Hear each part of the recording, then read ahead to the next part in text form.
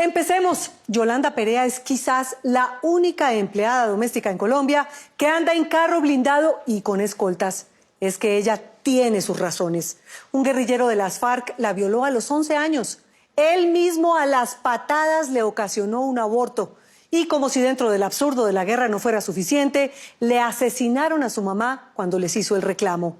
A los golpes entendió que su vida tenía una misión grande: ser la voz de las mujeres víctimas de la violencia sexual.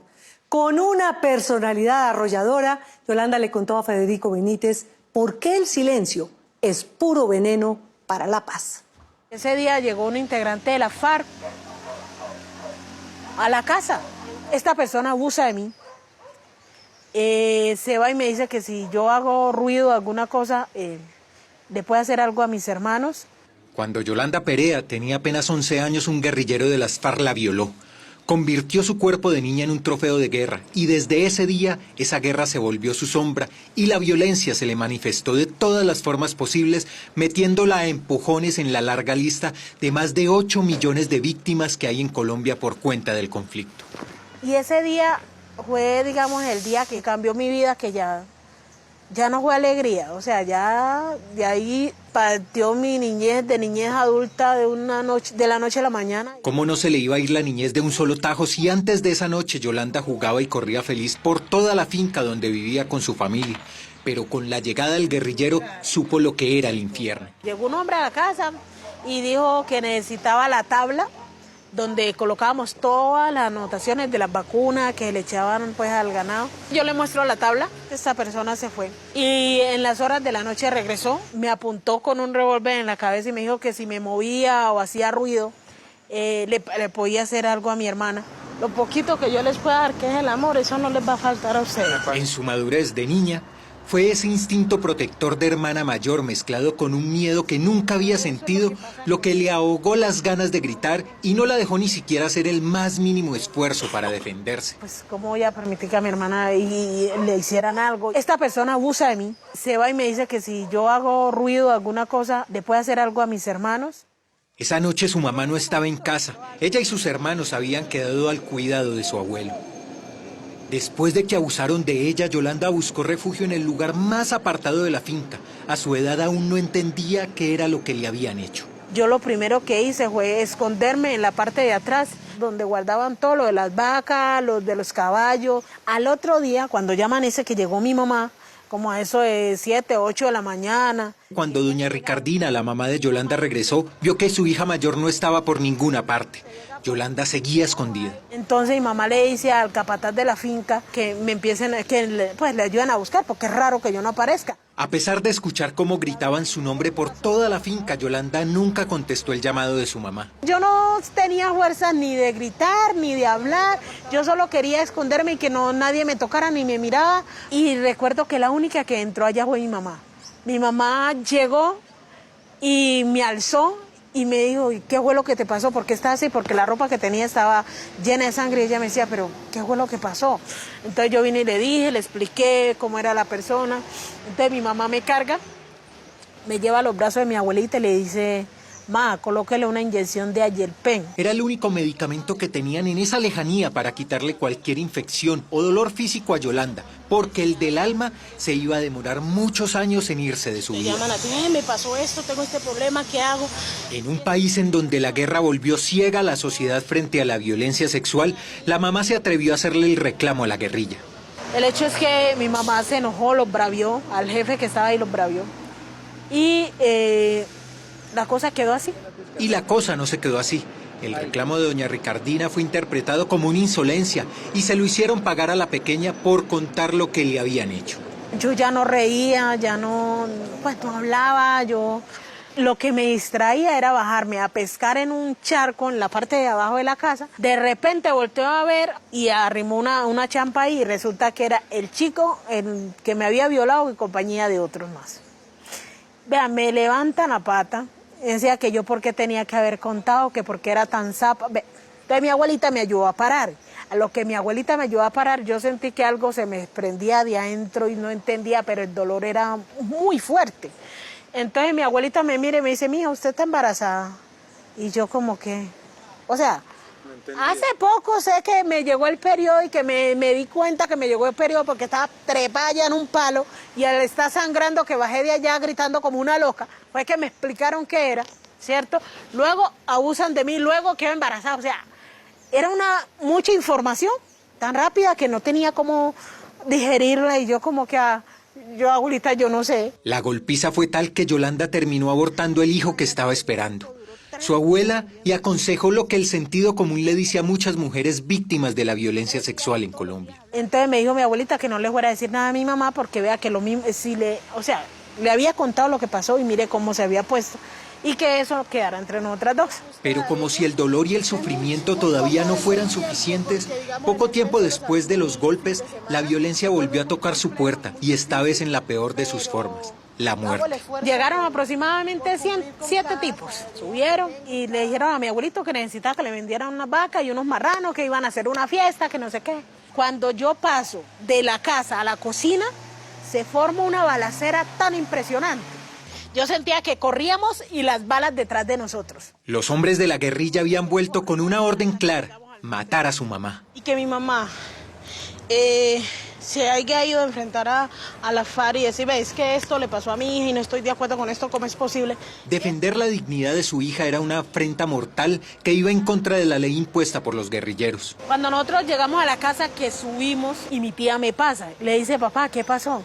Le dice, mija, mataron a tu hermana, mataron a mi sobrino y tu hermano está herido en la parte de atrás. Con este otro golpe que le daba la guerra entendió lo que era el significado de la muerte. Recordar el entierro de su mamá es una imagen recurrente en su cabeza que aún le corta las palabras cada vez que intenta hablar de ese momento. Nunca dijo, no te voy a dejar sola. Y eso es algo que ahora lo he cambiado mucho, pero yo antes decía, bueno, en vez de matar a mi mamá, ¿por qué no me mataron a mí? Terminaron de hacerme el daño que me hicieron, ¿cierto? ¿Por qué dejaron a mis hermanos sin su mamá? Yolanda asumió la culpa porque en la lógica de la guerra es más culpable la víctima, pues siempre hay motivos para merecer la violencia. Por zapa dirían de ella, por altanera dirían de su mamá. Entonces yo me hago a preguntarle, bueno, ma, ¿y yo qué voy a hacer? ¿Cierto? O sea, no, son mis hermanos, me dejaste sola, ¿dónde te consigo? Porque también no nos habían explicado el tema de la muerte. Y eso para mí era algo como es lo que yo decía, ma, pero levántate, o sea, levántate, decime qué voy a hacer yo, ¿cierto?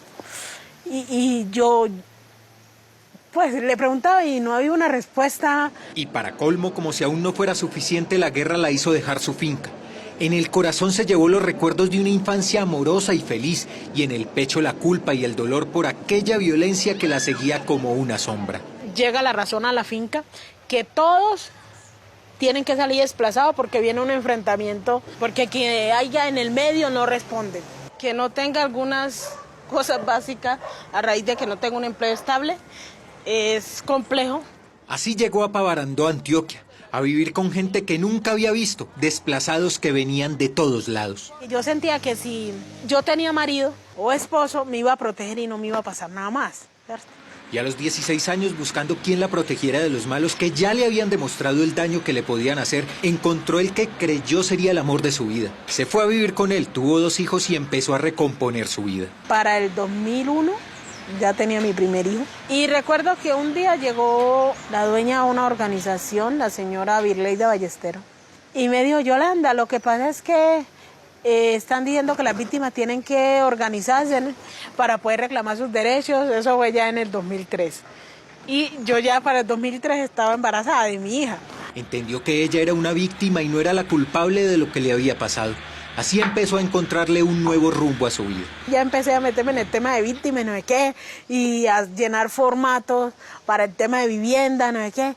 Yo ya no me la paraba en la casa, ¿cierto? Entonces yo descuidé mi hogar por estar pendiente de las otras gente en la calle. Perdí mi matrimonio, pero psicológicamente me sentía ya bien. Se llenó de fuerza y comenzó a alzar la voz en nombre de las víctimas de la violencia sexual.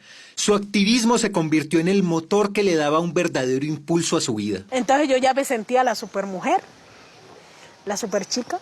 Para el 2011 me presentan la oportunidad que venga a Medellín a una conferencia que iban a hablar de tierra, no sé qué, pero todo en el tema de víctima. Y yo, que si voy. Y que si se fue para Medellín, pues desde ese día no ha habido poder humano que la pare. Incluso así le llegan amenazas, porque siempre ha querido hacer valer sus derechos como víctima. Cuando venía en el bus recibo una llamada que me dice que lo mismo que le pasó a mi mamá me puede pasar a mí. Si yo retrocedo mi vida, o sea, me violaron, asesinaron a mi mamá, nos desplazaron y tengo 2 hijos menores y les puede pasar lo mismo. Vea, yo entré en pánico, yo lloraba, yo chillaba, yo no sabía qué hacer. Con el miedo pegado a la piel no se escondió como le tocó hacerlo cuando era niña. Tenía muy claro que trabajar por las víctimas la hacía sentir viva. Fui a la Cruz Roja otra vez y le dije, vea, por favor ayúdenme, me van a hacer algo, le van a hacer algo a mis hijos. Entonces la Cruz Roja decide y van a Urabá y me traen mis hijos. Y ya me encuentro en Medellín con una mano adelante y otra atrás y con 2 chicos. Y ya ahí empecé a trabajar en casa de familia, me conseguí una piecita pequeñita. Estar con su familia completa fue justo lo necesario para volver a empezar. Creamos la Corporación Afrocolombiana del Puerto de mi Tierra.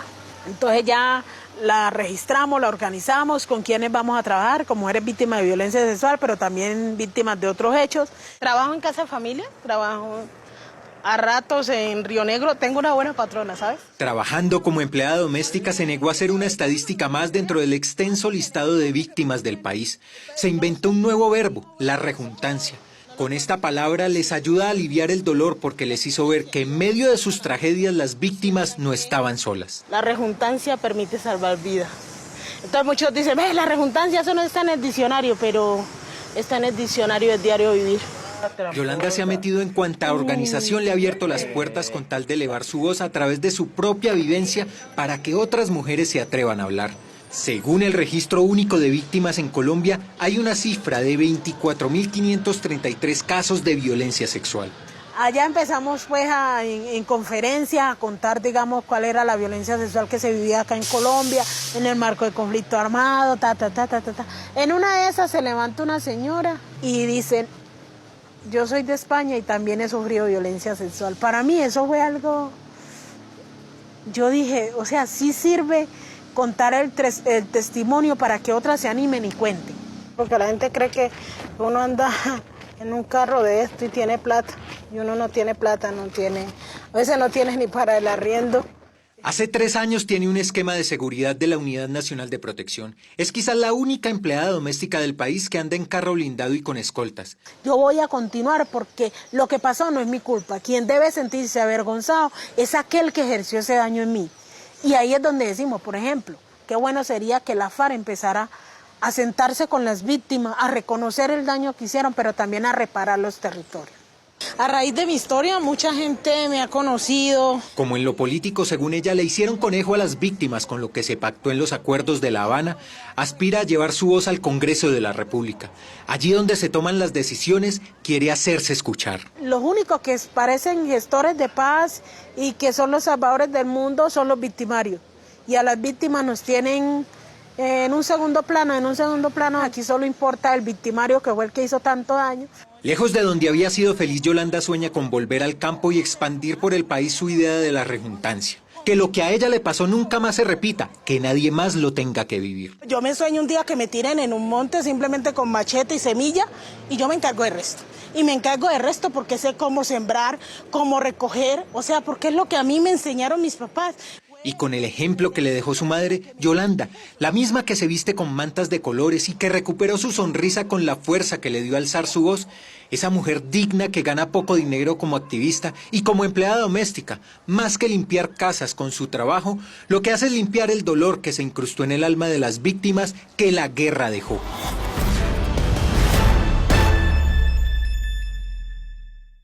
El martes, la Comisión de Paz del Senado radicó nuevamente el proyecto que revive las 16 circunscripciones especiales para la paz en la Cámara de Representantes.